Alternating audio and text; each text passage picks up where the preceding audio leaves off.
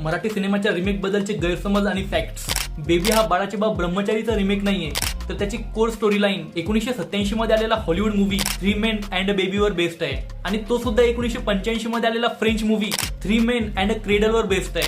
हलचल हा 1993 मध्ये आलेल्या घायाळचा ऑफिशियल रिमेक नसून तो 1991 मध्ये आलेल्या मल्याळम सिनेमा गॉडफादरचं अडॉप्टेशन आहे आणि घायाळमधील सीन टू सीन इन्स्पायर्ड आहे, ज्याला आपण अनऑफिशियल रिमेक म्हणू शकतो.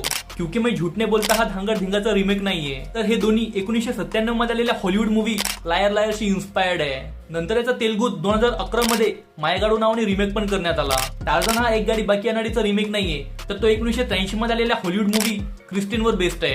याचा नंतर मराठीमध्ये रिमेक केला गेला. दम लगा के आयुष्य हा अगडबमचा रिमेक नसून त्याच्याशी इन्स्पायर्ड आहे आणि हे दोन्ही सिनेमे 2006 मध्ये आलेल्या तेलुगू मूवी किथा कितालूशी इन्स्पायर्ड आहे. तसं ऑफिशियली दम लगा के आयुष्याने या दोन्ही सिनेमांपासून इन्स्पिरेशन घेतली आहे. या सिरीजचे 5 पार्ट लवकरच बॅक टू बॅक येणार आहेत, त्याच्यामुळे आताच फॉलो आणि सेव्ह